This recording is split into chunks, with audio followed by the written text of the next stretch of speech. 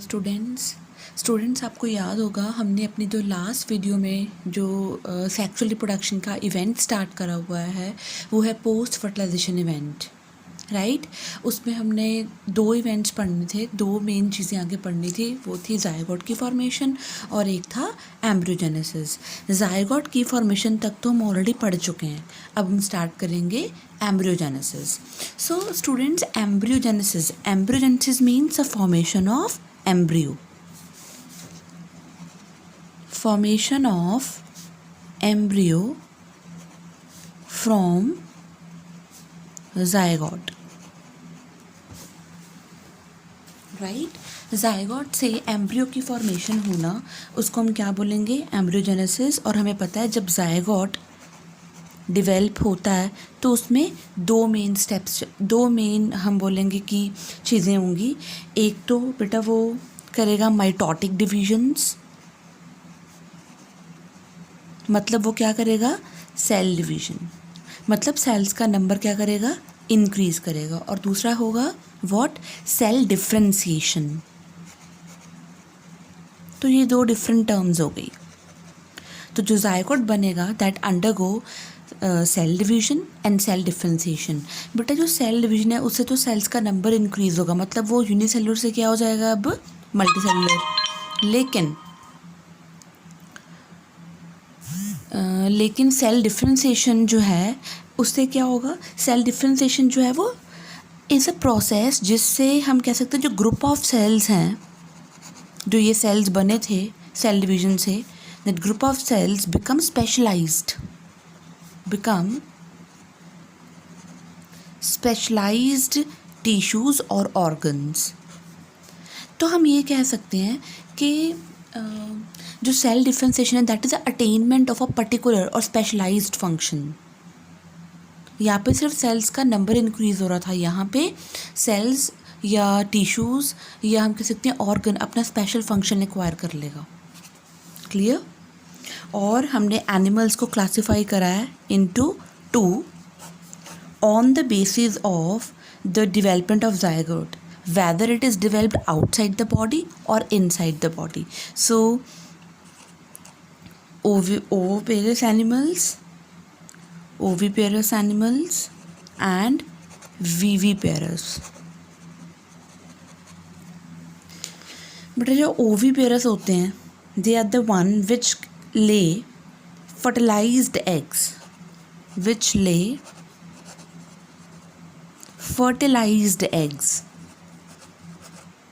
right, and that eggs are covered by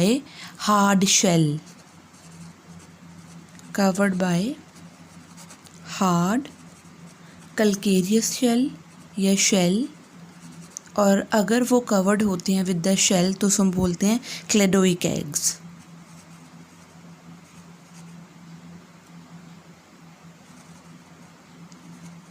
क्या बोलेंगे, cladoic eggs. So oviparous animals are those animals like reptiles हो गए, birds हो गए, right, जिनके जो fertilized eggs हैं that are covered by the shell. Clear? Now viviparous. Now viviparous animals are those which give birth to young ones. Now they give birth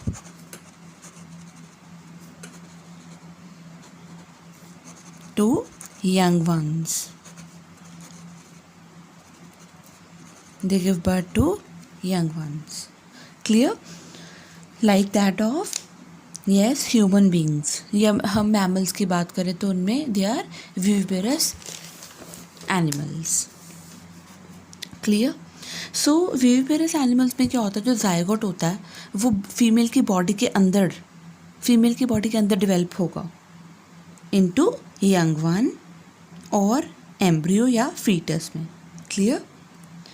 तो होगा क्या कि जो विविपेरस एनिमल्स होंगे, राइट, विविपेरस एनिमल्स में in viviparous animals zygote is developed inside the body of the female. Inside the body of the female, right. क्योंकि जो individual है वो फीमेल की बॉडी के अंदर ही सर्वाइव कर रहा है या डिवेल्प हो रहा है, तो ये इसमें सर्वाइवल के चांसेस बहुत ज़्यादा होंगे, राइट। क्योंकि इस पर प्रॉपर विविपेरस में प्रॉपर एम्ब्रियोनिक केयर होती है, proper embryonic care, protection, right. So chances of the survival, so the chances of the survival of the young one is much higher, clear, ज़्यादा हाई होगा। और जो जायगोट है वो किस में डिवेल्प हो रहा है, एम्ब्रियो में, एम्ब्रियो इनटू फीटस, यानी कि after attainment of a particular stage of the growth, after attainment of certain और पर्टिकुलर ग्रोथ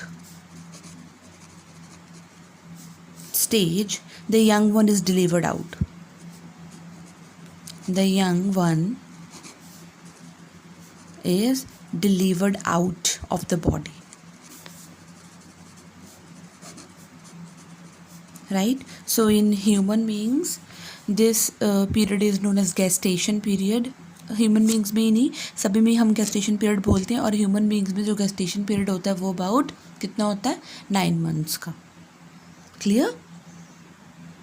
अगर हम बात करें प्लांट्स की, दैट इज़ इन, अगर हम बात करें एंजियोस्पर्म्स की, फ्लावरिंग प्लांट्स की, एंजियोस्पर्म्स में क्या होगा बेटा, जो जायगोट है वो कहाँ पे डिवेल्प होगा, zygote is developed in ovule,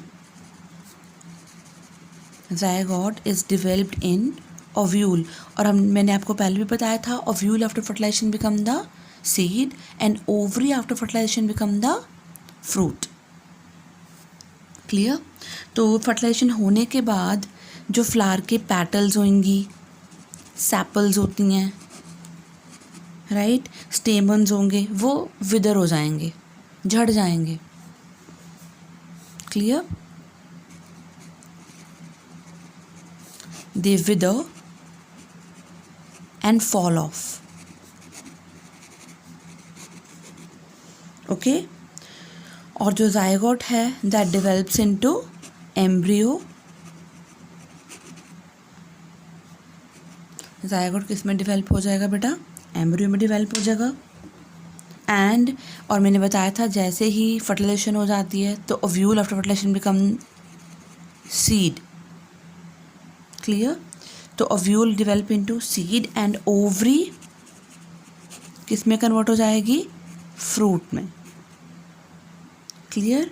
और जो ओवरी की वॉल होती है, ovary wall now become the fruit wall, ovary wall become the fruit wall and is known as pericarp. So the ovary ripens into fruit and it develops a thick cover called pericarp which is protective in function, जिसका काम क्या है, protection. वैसे इसके आगे और distinctions होती हैं, that is epicarp, mesocarp and endocarp. Main काम इसका क्या होता है बेटा, प्रोटेक्शन। मैंगो में, इन मैंगो प्लांट जो हम चीज़ खाते हैं वो क्या होता है, उसका मीजोकार्प, जो एडिबल पोर्शन होता है वो क्या होता है, मीजोकार्प, क्लियर। तो फ्रूट जो है, फ्रूट के अंदर सीड्स हैं, तो फ्रूट राइपनिंग के बाद जब राइपन हो जाएगा तो वो अपने सीड्स को क्या करेगा, डिस्पर्स करेगा, राइट। तो वो हो सकता है वो ऑटोकोरी हो, ऑटोकोरी मतलब अपने आप से फ्रूट जो है वो बर्स्ट हो जाए और सीड्स जो हैं वो क्या हो जाएंगे, डिस्पर्स हो जाएंगे, फैल जाएंगे। और जब इनको फेवरेबल कंडीशंस मिलेंगी सीड्स को, जैसे इनको फेवरेबल कंडीशंस मिल गई तो ये नए प्लांट्स में डिवेल्प हो जाएंगे। So they develop into new plants, clear, okay students. So अगर मैं बात करूं आपको पी की,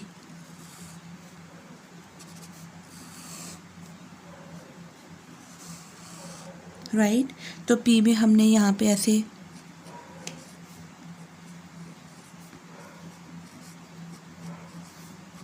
सीड्स लगे देखे होंगे, राइट. तो this one is the seed structure and this one is the what, pericarp.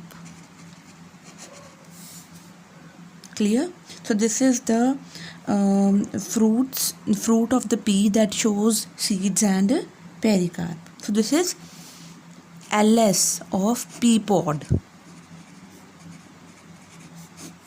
बेटा जो पी होता है मटर, उसके जो फ्रूट होता है उसको हम पॉड कहते हैं. ये चीज़ें आपने पढ़ रखी होंगी under the topic fruit in the class +1, right. Similarly अगर मैं बात करूँ कुकम्बर के फ्रूट की, तो it would be like this.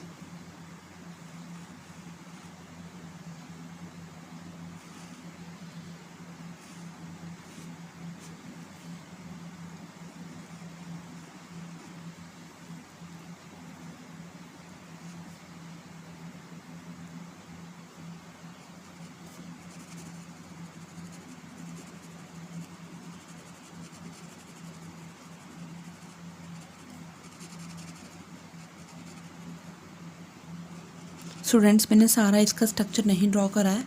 ये जो स्ट्रक्चर है this one is the seed, right. अगर मुझे ड्रॉ करना होता तो मैं इस साइड भी ऐसे ड्रॉ करती, राइट. और इसके अलावा ऐसे नीचे को और यहाँ पे ऐसे साइड में, तो मुझे इस तरह से ड्रॉ करना पड़ता.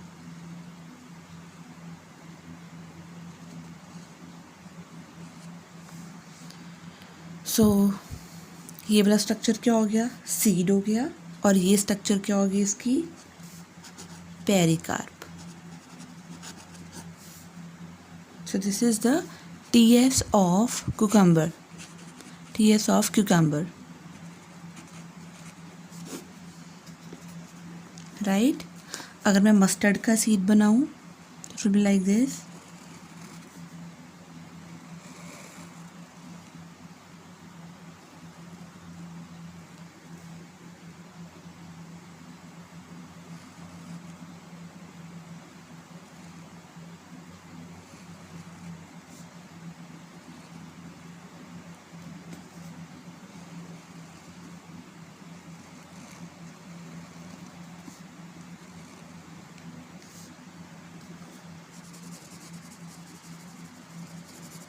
बेटा मस्टर्ड में आपको याद होगा +1 में पढ़ा होगा आपने, रैपलम फॉर्मेशन होती है, फॉल सेप्टम बनता है. तो ये क्या चीज़ है, सीड.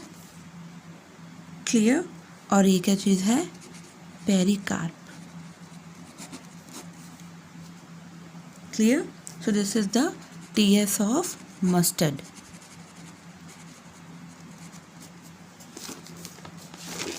इसके अलावा हम बात करेंगे अब TS ऑफ टमाटो की, right.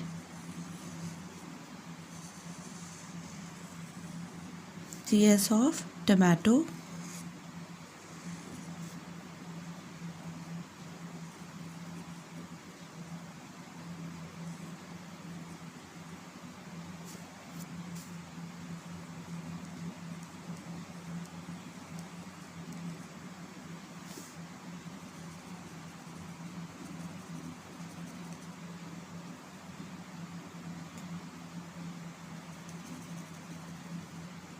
So these are the seeds and this one is the pericarp,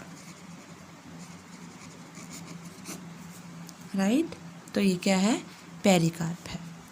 तो ये स्टूडेंट्स हमारे पास यहाँ पे एम्ब्रियोजेनेसिस वाला टॉपिक होता है यहाँ पे ख़त्म. तो मैं आपको बता दूँ, एक बारी समराइज़ कर दूँ कि हमने जो टॉपिक स्टार्ट करा था, मेन टॉपिक वो था हमारा इवेंट्स ऑफ सेक्सुअल रिप्रोडक्शन. उसमें हमने pre fertilization events, fertilization events and post fertilization events पढ़े हैं. प्री फर्टिलाइजेशन इवेंट्स में हमने गेमीटोजेनेसिस और गेमीट ट्रांसफ़र डिस्कस करा था. फर्टिलाइजेशन में जस्ट जो टॉपिक था वो फर्टिलाइजेशन का ही था, सिनगैमी, राइट. और उसके अलावा हमने जो अब पोस्ट फर्टिलाइजेशन इवेंट्स शुरू करे हैं, ख़त्म करे हैं अभी, उसमें हमने ज़ायगोट की फॉर्मेशन और एम्ब्रियोजेनेसिस. और आज एम्ब्रियोजेनेसिस में हमने जो विविपेरस ओविपेरस एनिमल्स कौन से ज़्यादा सर्वाइव करेंगे वो, और जो जायगोट है वो कैसे एम्ब्रियो में कन्वर्ट होगा, वो कौन कौन से डिविजन्स करेगा और सेल डिफ्रेंसिएशन करेगा, ये डिस्कस कर लिया, राइट। तो students, stay home, stay safe, bye bye.